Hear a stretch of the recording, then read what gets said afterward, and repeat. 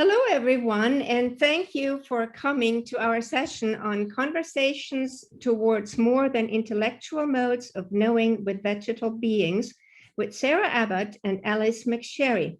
I'm Helga Braunbeck from NC State University in North Carolina. I'm in German studies, working on literary and cultural plant studies. My co-moderator is Laura Pustarfi from Berkeley, California.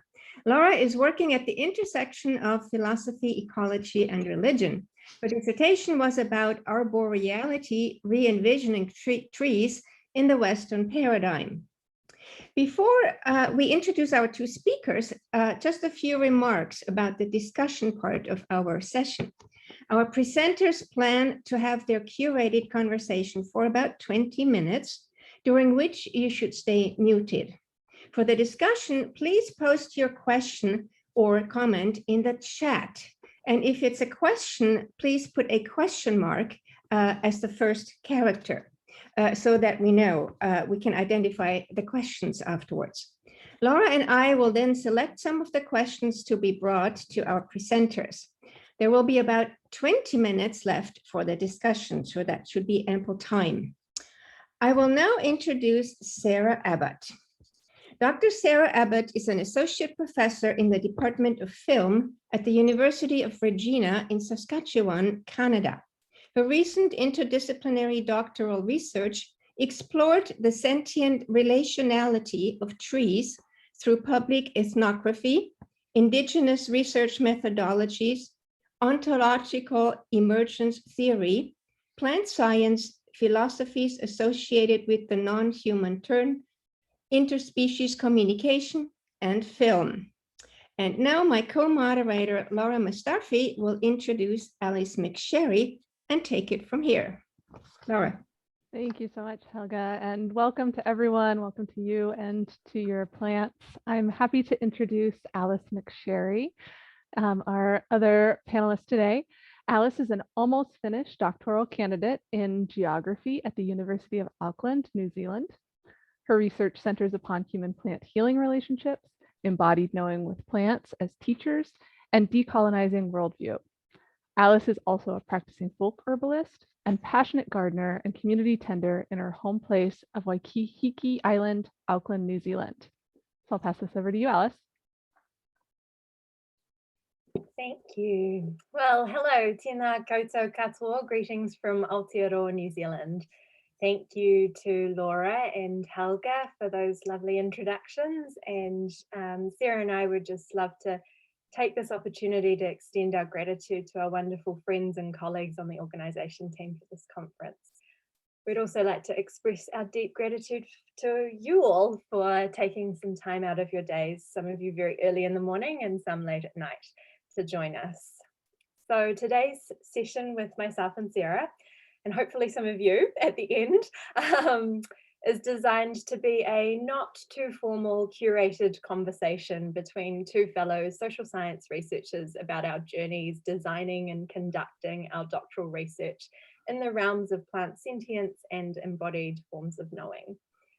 Sarah and I met each other right as COVID was starting to make its way across our planet, when we both happened to be presenting on the same panel at the Association of American Geographers Conference last year. The virtual nature of the conference turned out to be a bit of a blessing in disguise, really, as it allowed us to connect in deeper with each other at a time when isolation was becoming a much more felt community experience, commonly felt experience across the globe. Conversations emerged over the course of the year, and Sarah and I felt like we just had so many synergies between our work that collaboration of some kind was on the horizon. As our friendship developed, we noticed many similar threads in our work that emerged, predominantly around the how we actually managed to forge on to do the research projects we did. We reflected on both the pleasures and the difficulties of expanding our research practice beyond the intellectual mind, and how this was, at a deeper level, a vital aspect of being with plants. Despite our divergent individual research questions, we soon discovered that our heart minds were quite simply centered upon being in active allyship with people and plants across place, and our personal and professional commitment to remembering how to live as humans with Earth as kin. This means to take seriously plant sentience in all facets of life and consistently show up and be of service to the generations of scholars, practitioners, Indigenous and ecologically oriented elders who have worked tirelessly on behalf of the more than human world. So how might we design and conduct plant-human research that is grounded in the Indigenous principles of respect, reciprocity, responsibility, and reverence? There's absolutely no right answer, for we know this kind of research, in fact, this kind of life journey is founded upon active relationship building and is, of course, contextually specific to our own lives and places. But it is our hope that by sharing some thoughts from our experiences that we invite you all to think about the more than intellectual ways you yourself may relate to plants in this world. So without further ado, I'm going to pass it on to Sarah to share some bits about her research. Sarah? Thanks so much, Alice. That's a great intro. Hello, everybody. I'm with you today from Treaty 4 territory in Saskatchewan, Canada. This is the original and current homelands of the Nehiyawak, Anishinaabeg, Dakota, Lakota, Nakota, Métis, Michif nations. I'm a white and cultured person with settler ancestry from England, Scotland, Ireland, and a great-great-grandmother from what is now Newfoundland, Canada. My Indigenous ancestral history has been lost through family secrecy. I grew up and have lived in many parts of Canada and internationally. I recently defended my interdisciplinary social science doctorate degree, for which I explored trees as perceptive, aware, intelligent, active, and engaged beings who are deeply embedded in their own life force, purpose, perspectives, and interconnections with the environments they interact with as home and community. The topic of my research was unexpected. I believe it was trees who offered the idea of an ethnography of trees on a walk to campus one morning, as I never ever would have thought of this topic, nor that trees could communicate with humans.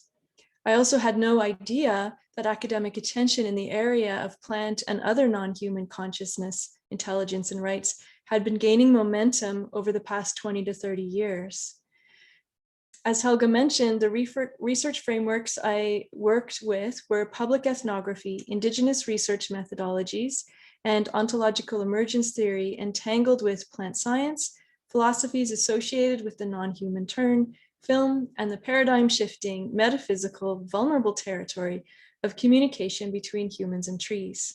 Simply put, ontological emergence theory regards phenomena as emerging through relations via the nature of being of the parts that come together to form unique phenomena. An example is the dust, debris, weather, and climate conditions that come together to form a tornado. The relational view of reality of ontological emergence, Santos writes, does not merely mean that all things exist in a world of relations and are somehow interrelated to each other, but that their very existence, identity, and behavior are constructed and transformed by specific systems of interactions. Ontological emergence theory aligns with biosocial becoming.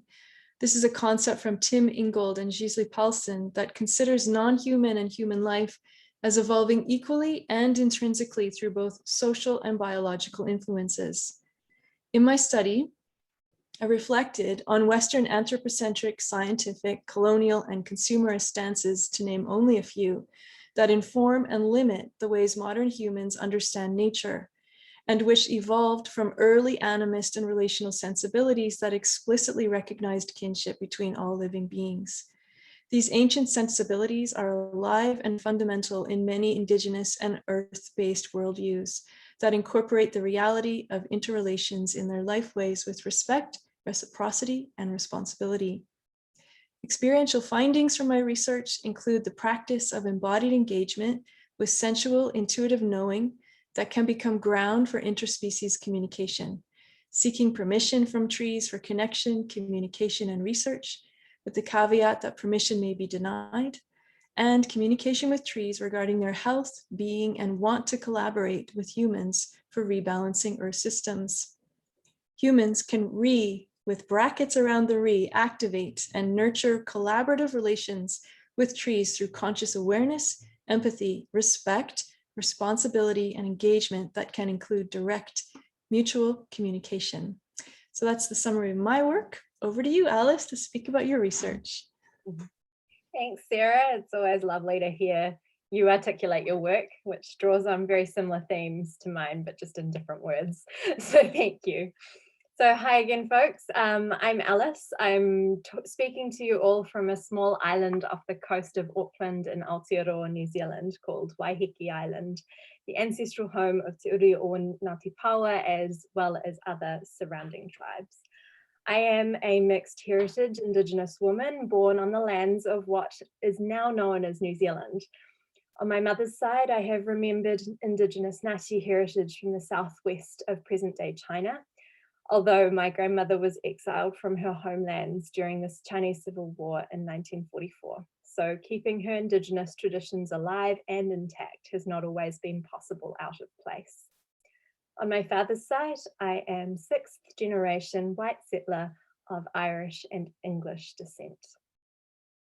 So as Laura mentioned, I am in the final stages of putting my doctoral thesis together, where I look at bioregional folk herbalism as an ecological practice that necessitates a deliberate engagement with and taking seriously of vegetal sentience, decolonization, and embodied cognition.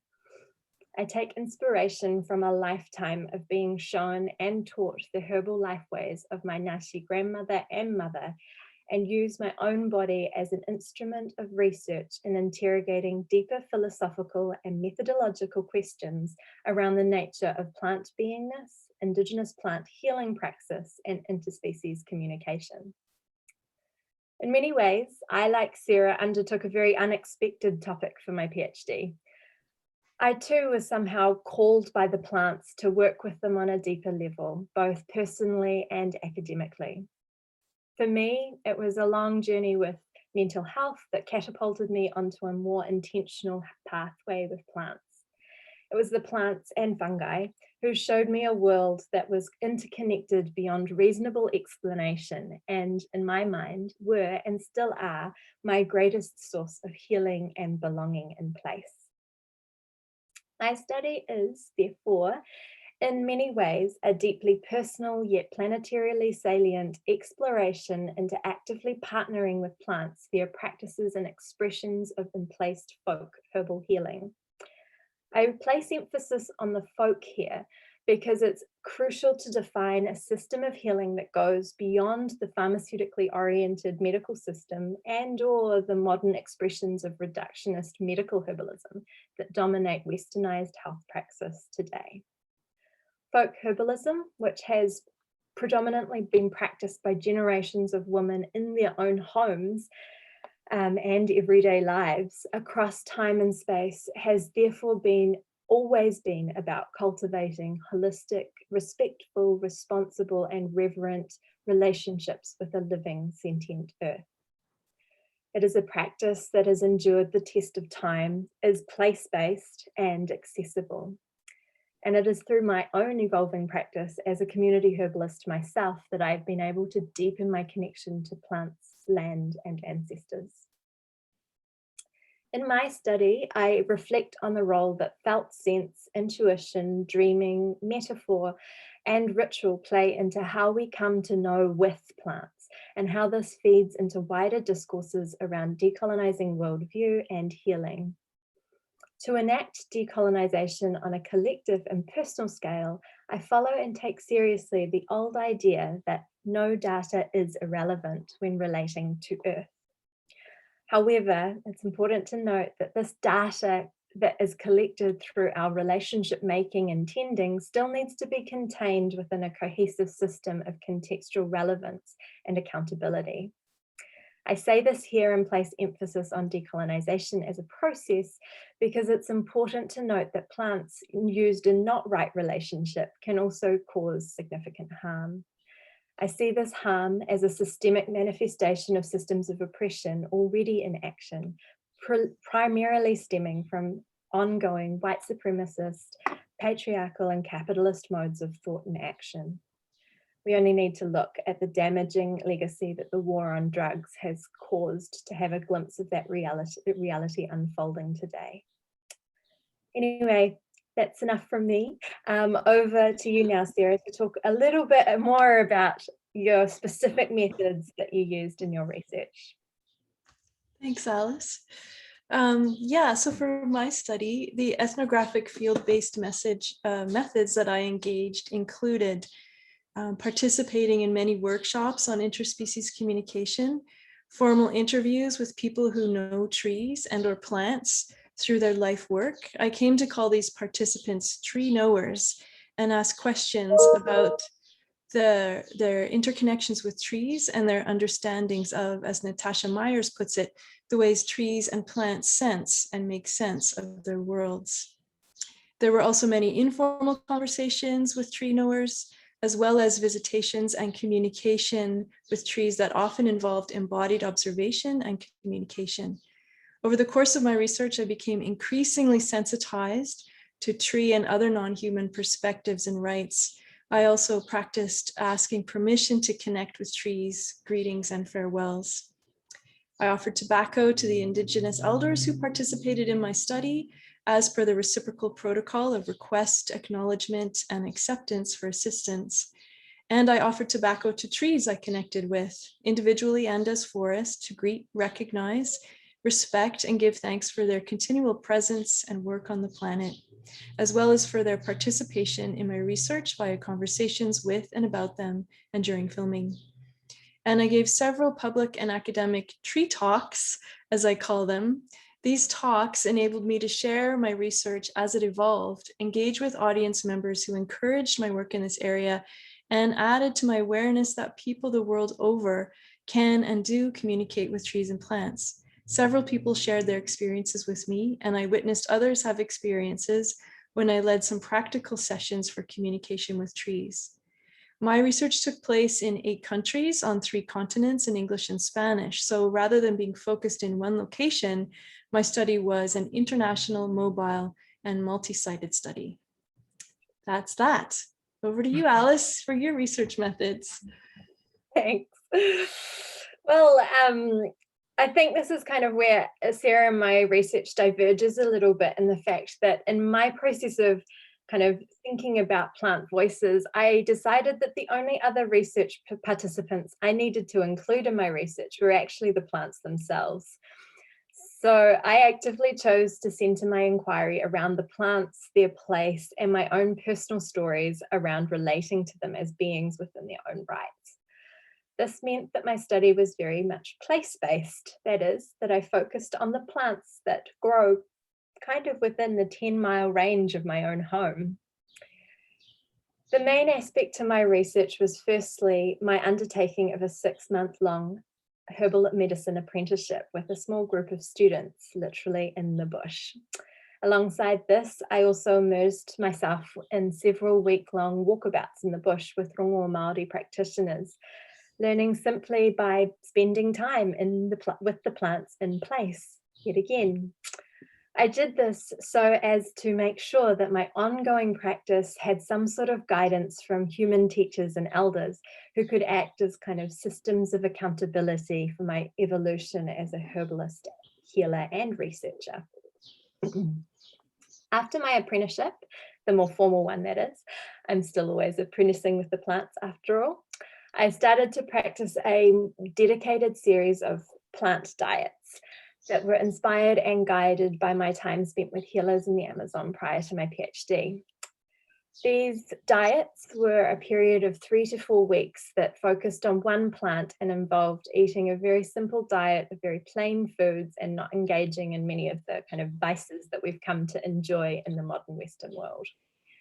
During this time, I would observe the sometimes intense, sometimes subtle ways that the plant being dieted would interact with me.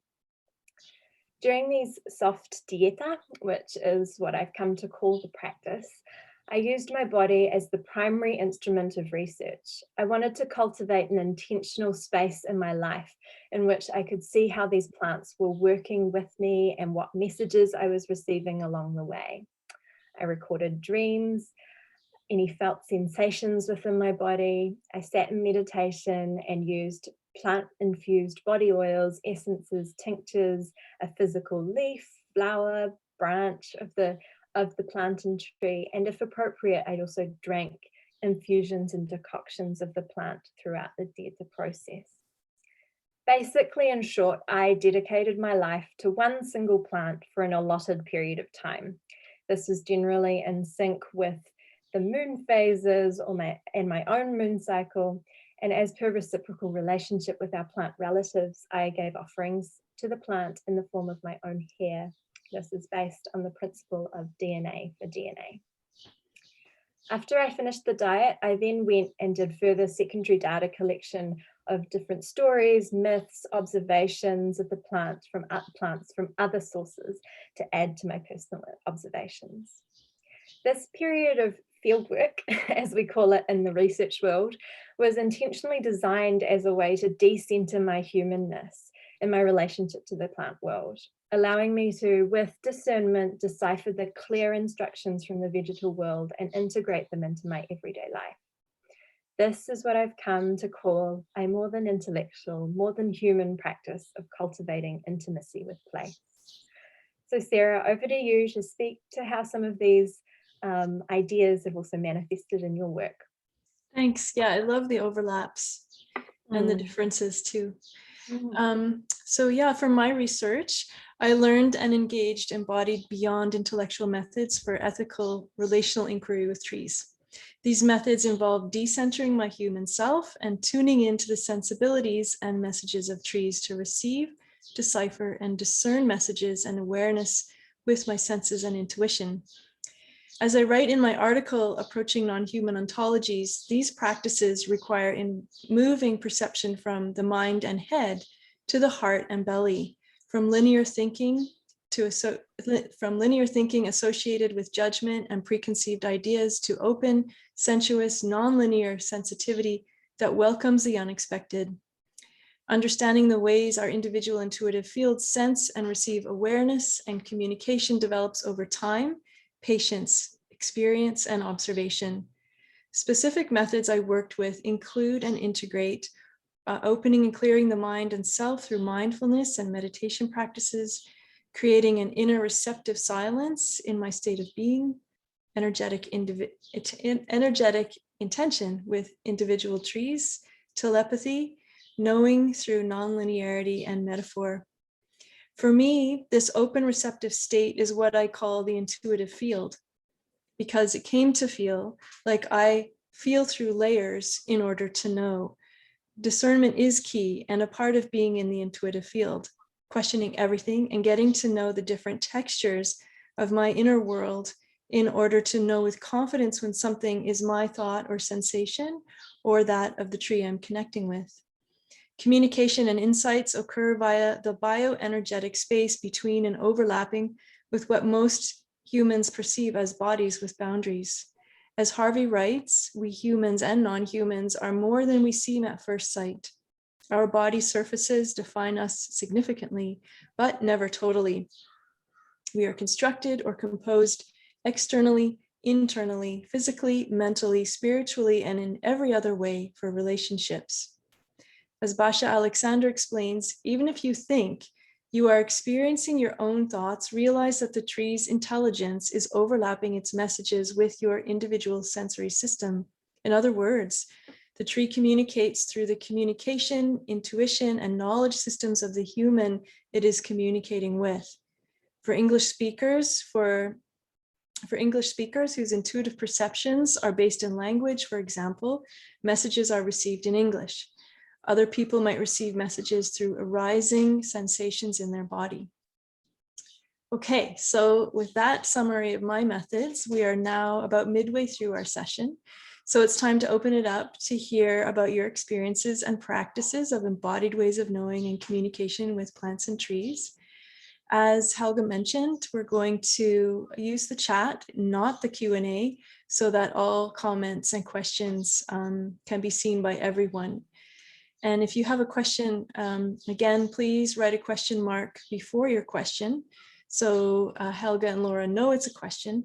Alice and I are happy to answer questions, but comments are really encouraged for group sharing that spotlights more than intellectual ways of knowing with plants, rather than focusing on Alice's and my experiences.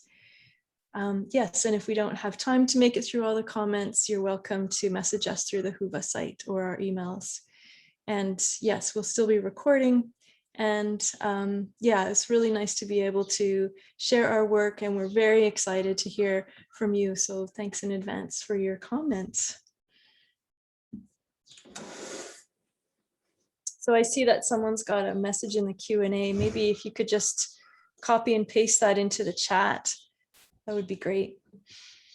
Thank you both so much for your talks, and everyone should now be able to share with everyone if you choose all panelists and attendees in the chat. So that should work.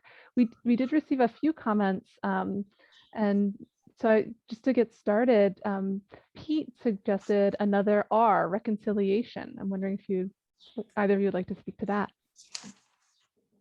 Sure, I can. Really beautiful. Thank you so much, Pete. That is a really beautiful R. And I guess the way that I kind of saw it was reconciliation kind of entangled with responsibility as well, responsibility to right relationship. And part of that is an active reconciliation process. But still, I mean, absolutely a really beautiful and potent word to add. Thank you.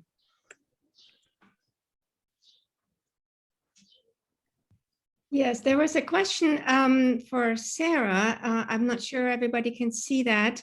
It says, Sarah, could you share more about communicating with trees and plants, specifically the process of learning to listen and feel their responses? Meaning, how did you come to speak their language and therefore learn from and with trees?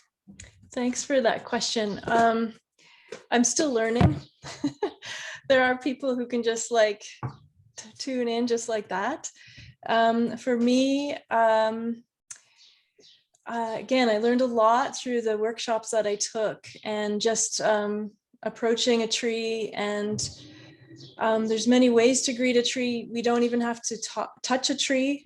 We can stand just away from it on the roots. You know, trees are extensive beings, and there's Margot Pogashnik talks about like greeting a tree like that, or maybe it's like this.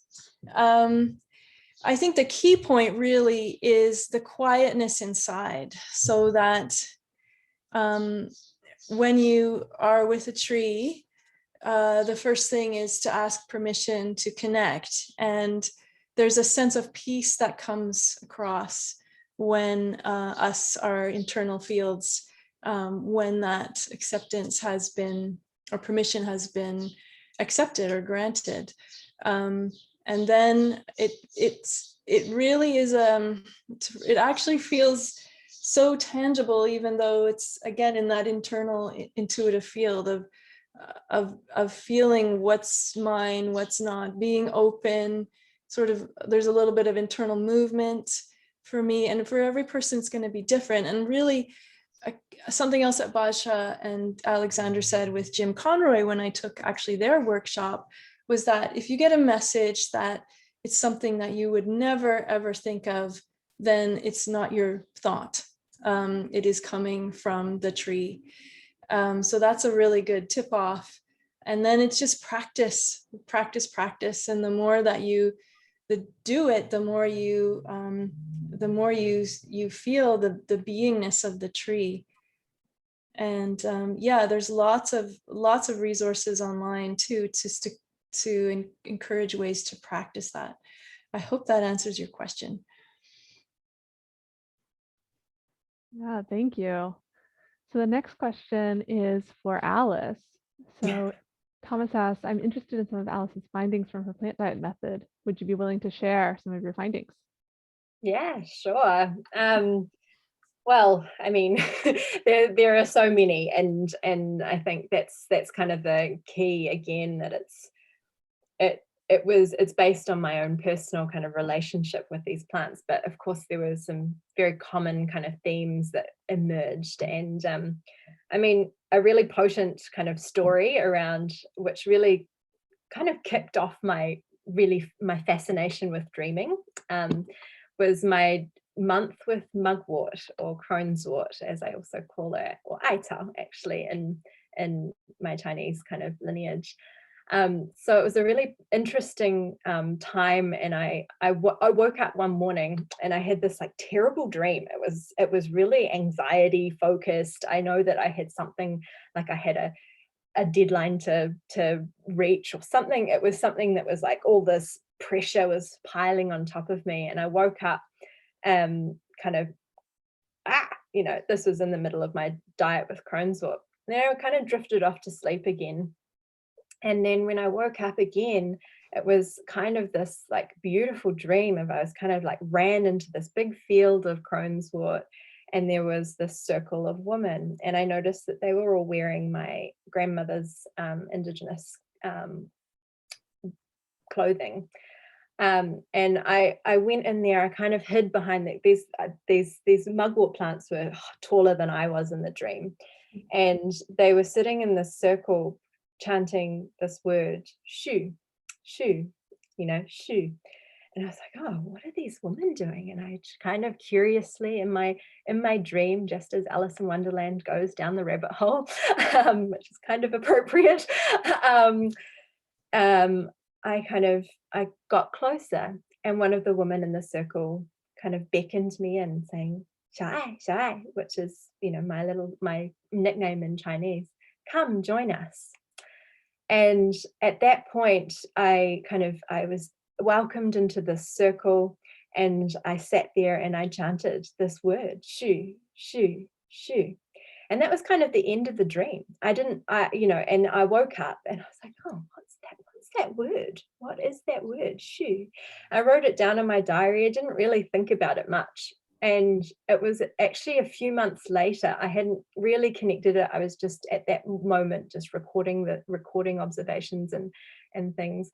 And suddenly a few months later, I can't remember what I think I was reading an article somewhere about the mythology, the cosmology of my of Nasi peoples, and lo and behold, turns out that Shu is the name of the primordial goddess, the Earth Mother, according to my grandmother's lineage, who I had never known. I had never contacted, never knew that this was the word, or this was the name that we called her in our tradition. So, you know, it was kind of one of those nods of the things stacking on and kind of making relevance in my own life, and the kind of symbolic layers that kind of create meaning in our lives. And, you know, I really do believe that moment, that connection with mugwort in that moment was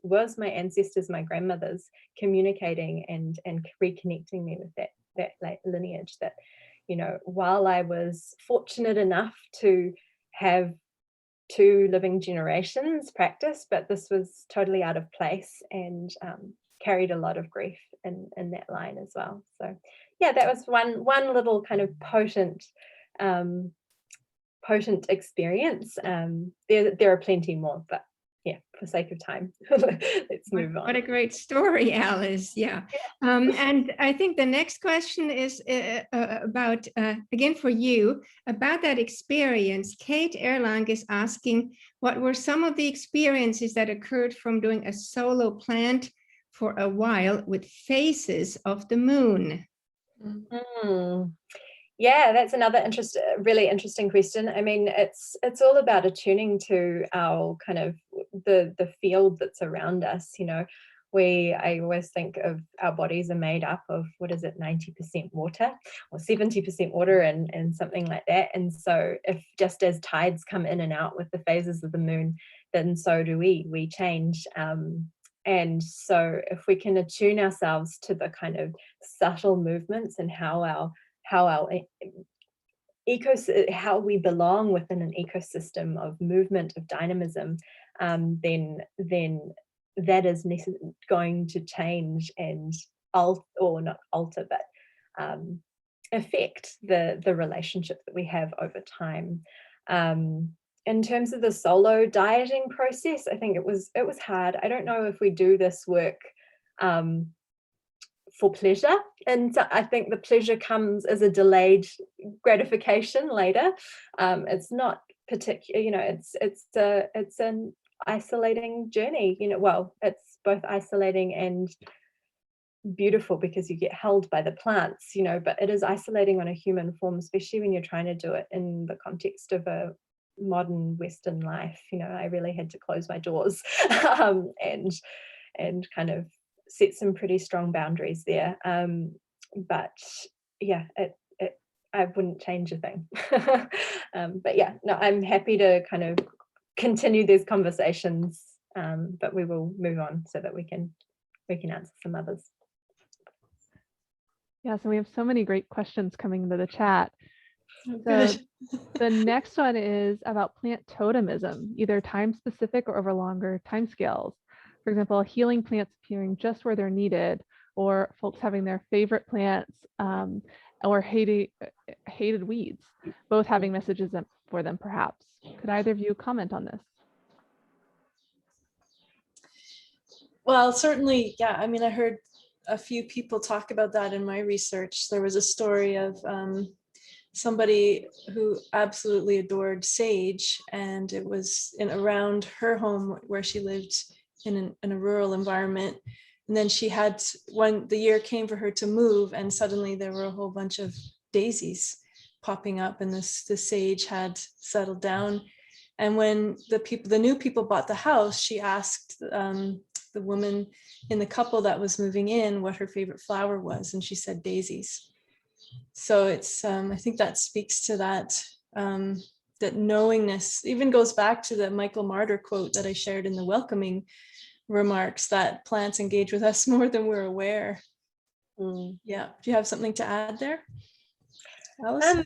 Yeah, well, I mean, I think because I did see a very brief question pop up as well around the war of drugs that I very, very briefly kind of skimmed over. And I guess it kind of relates to that point around weeds, of our kind of social construction over plants and our desire to create narratives for plants that aren't necessarily in line. You know, if we really do believe and see plants as kin and agential, you know, beings within their own right, then we kind of have to dissolve these categories that we've imposed upon plants. You know, my really kind of to take it into the garden, and a good example of this is to look at weeds and how we've kind of managed the beautifully manicured garden by basically, you know, conventionally pouring a whole bunch of pesticides as well, but herbicides as well,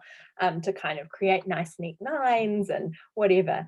But in my experience of regenerative gardening, horticulture practices, where we kind of, I look in New Zealand, we have this basically couch grass that's kikuya, and it invades everywhere. And you know what? She's just there, she's doing the work, you know. And so what happens when we actually work with kikuya and kind of manage our growing around the plant, and take these lessons around, you know, she's healing the land, sorry, by fixing the nitrogen levels. You know, there's a time and place for each of these plants working in their kind of whole beingness, you know. Like, if we keep trying to kill life, you know, it's only going to come back so much more, you know, with a vengeance. And I guess that's kind of, to link it to the kind of war on drugs, I think of cannabis as a really powerful kind of metaphor for this, and real, you know, real reality. The first time I properly met cannabis in the wild was in my grandmother's hometown in the kind of foothills of the Himalaya. And after a lifetime of being told, like, no, you're a dope smoking, you know, don't do that, and just thinking about the narratives in different culturally appropriate places, when we start to honor a plant in their own right of being this sacred healer, when our perception changes, we can start attuning our relationship into a much more kind of right relationship. And yeah, more on that later. If you're particularly interested, I can wax poetic about this for a long time, not to mention the whole psychedelic realm as well. But yeah.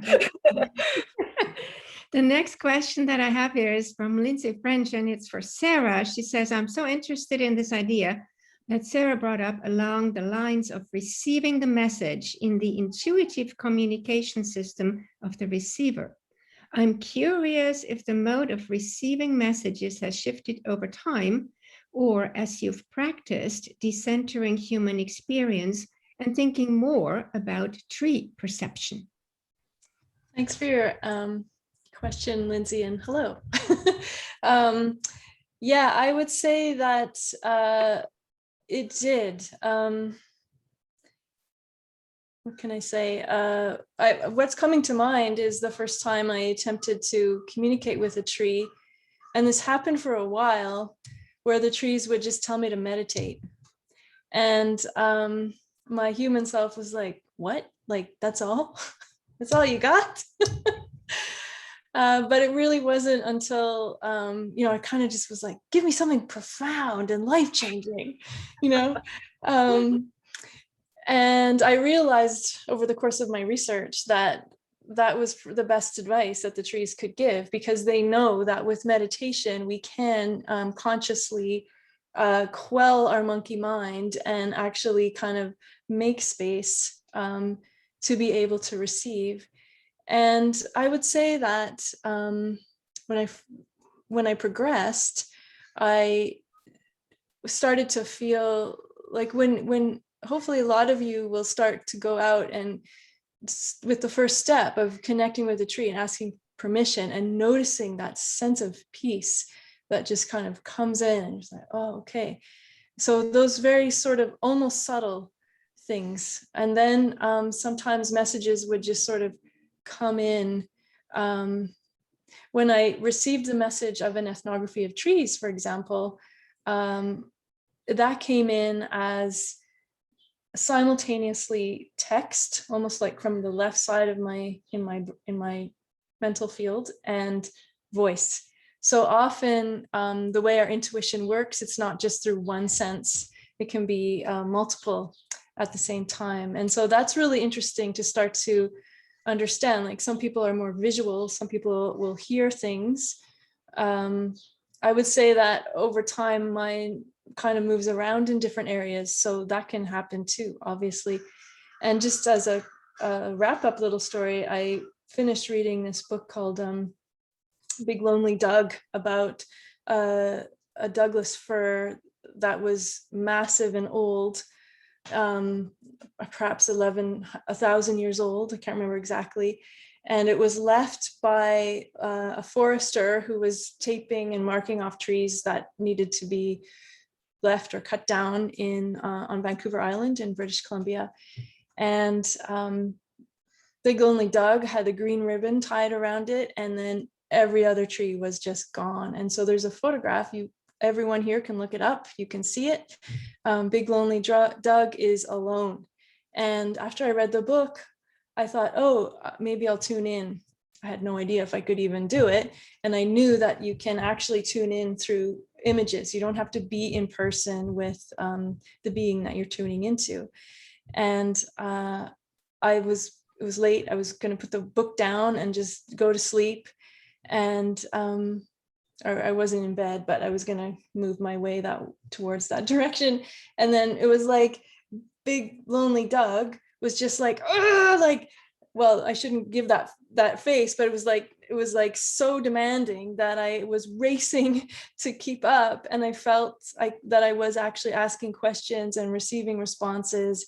And sometimes I would feel this sensation in my body, like nausea, I think. And then I also heard this like unbelievably like pressure, horrible sound in my intuitive ears. And that was Big Lonely Doug, who was relaying the sense of being without community.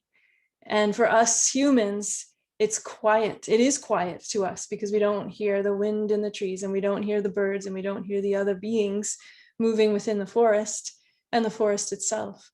But from the perspective of the tree, it was deafening.